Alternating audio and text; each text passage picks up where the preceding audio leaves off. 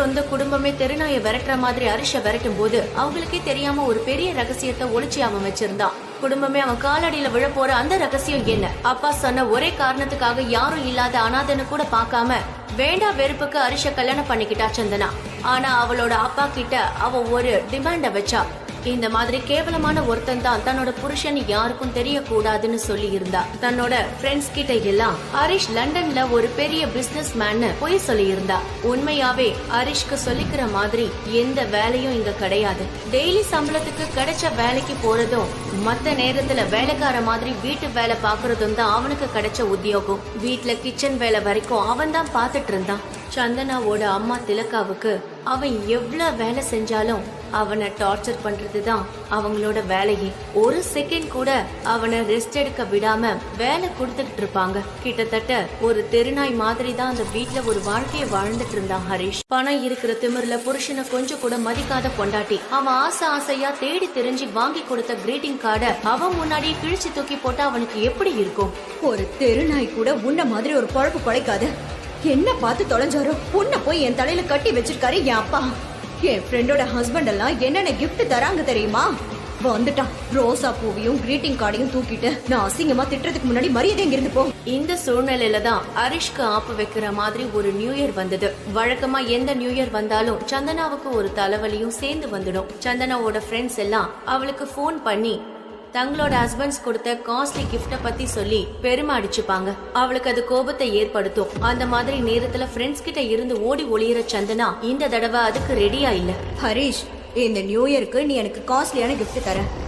எப்பவும் கொடுக்கற மாதிரி 5க்கும் 10க்கும் ரோஜா பூவை கொண்டு வந்து நீட்டாத. விலை கோடி கணக்குல இருக்கணும். சந்தனா கேட்டது அவன் தலையில் இடி விழுந்தது மாதிரி இருந்தது. அந்த கிஃப்ட பார்த்துட்டு எல்லாரும் அசந்து போய் நிக்கணும். கோடியா? சும்மா விளையாடாத சந்தனா. என் வாழ்க்கையில கோடி ரூபாய் பணத்தை நான் கனவுல கூட பார்த்தது கிடையாது. நான் எங்க போய் அந்த மாதிரி கிஃப்ட் வாங்குறது? ஏண்டா அதெல்லாம் இப்ப யோசிச்சு என்ன பிரயோஜனம்? கல்யாணம் பண்ணும் போது உன் மண்டையில என்ன ஓடிக்கிட்டு இருந்துச்சு? சொகுசா செட்டில் ஆயிடலானா?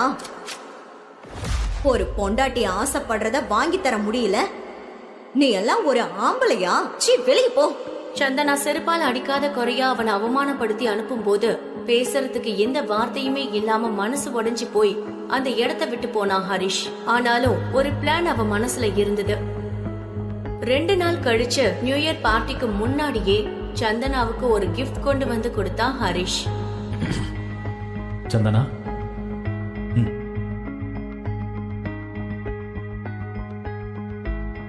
பெருசா இன்ட்ரெஸ்ட் இல்லாம அந்த கிஃப்ட கையில வாங்கி பார்த்தா சந்தனா. அவ்வளவுதான். அத பார்த்து அடுத்த நொடியே அவளோட கண்ணு அவளாலேயே நம்ப முடியல. ஓ மை குட்னஸ், இது கியா கம்பெனியோட ஸ்பெஷல் எடிஷன் போன் ஆச்சே. ரொம்ப காஸ்ட்லி ஆச்சே. உனக்கு போய் இது எப்படி கிடைச்சிச்சு? ஓ, அப்படிலாம் கம்பெனி இருக்கா? இது ஒரிஜினலா இருக்காது, டூப்ளிகேட்டா இருக்கும். என் கையில இருக்கிற காசுக்கு ஒரிஜினலா வாங்க முடியுமா? இருந்தாலும் சந்தனாவுக்கு ஒரு சந்தேகம். ஒரு டூப்ளிகேட் போன் எப்படி இவ்ளோ பெர்ஃபெக்ட்டா இருக்க முடியும்? அலட்சியமா போனை தூக்கி போட்டுட்டு அங்கிருந்து போனாலும் அவ சந்தேகம் போகல.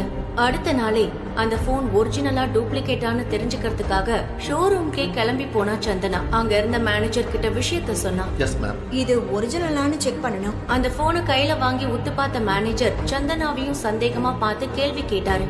ஆமா மேடம், நீங்க ராஜேஸ்வரன் ஃபேமிலியை சேர்ந்தவங்களா? யூ மீன் பிசினஸ்மேன் ராஜேஸ்வரனா? ஆமா. Rajeswaran group of companies owner தானே கேக்குறீங்க? ஆமா. அவங்கள பெரிய ஆளுங்களாச்சே, நான் கேள்விப்பட்டிருக்கேன். அவரை யாரும் பார்க்கவே முடியாதாமே. அவரை பத்தி எப்பவுமே நியூஸ் வந்துகிட்டே இருக்கும். அவருக்கு நான் எப்படி ரிலேட்டிவ் ஆக முடியும்? நீங்க கன்ஃபியூஸ் ஆயிட்டீங்க. அது போகட்டும், நீங்க செக் பண்ணியாச்சா? இதுல செக் பண்ண ஒண்ணும் இல்ல மேடம். போனை பார்த்தப்பவே ஒரிஜினல்னு கண்டுபிடிச்சிட்டேன். இந்த போன் கியா கம்பெனியோட லிமிடெட் எடிஷன் மாடல். கோல்டு வச்சு ஃபுல் கவர் பண்ண போன் இது. காம்பனன்ட்ஸ் கூட கோல்டு தான். அப்புறம் இந்த டிசைனையும் லோகோவையும் யார் நினைச்சாலும் டூப்ளிகேட் பண்ணவே முடியாத மாதிரி உருவாக்கி இருக்காங்க. மேடம், இது வரைக்கும் இந்த கம்பெனில 2 போன் தான் சேல்ஸ் ஆயிருக்கு. 2யுமே ஸ்பெஷல் ஆர்டர் கொடுத்து வாங்குறது ராஜேஸ்வரன் சார் ஃபேமிலி. ஆமா மேடம். இந்த போனை யார் கொடுத்தாங்க? அவங்க கிட்டயே நீங்க கேட்டு தெரிஞ்சுக்கோங்க. இவ்வளவு காஸ்ட்லியான போன் ஹரிஷ் கையில கிடைச்சிருக்குன்னா ஒண்ணு அவன் உண்மையிலேயே மிகப்பெரிய கோடீஸ்வரனா இருக்கணும், இல்லனா இதை எங்கேயாவது இருந்து திருடிட்டு வந்திருக்கணும். கோடிக்கணக்கான பணத்துக்கு அவன் எங்க போவான்? கண்டிப்பா அந்த நாய் திருடிக்கிட்டு தான் வந்திருக்கணும். சரிதான், பெரிய பணக்காரனா இருந்தா இப்படி கேவலமான ஒரு வாழ்க்கையை அவன் எதுக்காக வாழ போறான்? அவன் திருடன் தான். இந்த மாதிரி விபரீதமான கேள்வி எல்லாம் சந்தனாவோட மனசுல வர ஆரம்பிச்சது. இருந்தாலும் இதெல்லாம் பண்ண முடிஞ்சா அவன் எதுக்காக வீட்ல அடிமையா இருக்கணும்னு ஒரு லாஜிக் அவளுக்கு தோணுச்சு. நியூ இயரை எப்படியோ சமாளிச்சதுக்கு அப்புறம் அந்த போனை பத்தி அவன் முழுசா மறந்துட்டான்.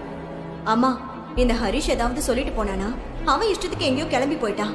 கருமம், என்கிட்ட சொல்லிட்டு போயிட்டாலும் எங்க ஊர் மேறானோ. சரியான நசையா இருக்கான். ஒரு வேலை கூட முழுசா முடிக்க மாட்டான். ஒரு வேலையை செய்ய சொன்னா இஷ்டத்துக்கு ஒரு வேலையை செய்யறது. இன்னைக்கு ஆபீஸ்ல டிராப் பண்ணணும்னு சொல்லியிருந்தேன், இப்ப காணோம். இந்த மாதிரி உருப்படாத ஒருத்தனை எதுக்குமா எனக்கு கல்யாணம் பண்ணி வச்சீங்க? நானா கட்டி வச்சேன்? உங்க அப்பா தானே பார்த்து வச்சாரு. இந்த ஹரிஷ் சனியனால இன்னும் என்னெல்லாம் அனுபவிக்க போறோமோ. அவங்க முழு கதையையும் கேட்டு மகிழ பாக்கெட் FM APP டவுன்லோட் செய்யுங்கள். லிங்க் டிஸ்கிரிப்ஷனில் கொடுக்கப்பட்டுள்ளது.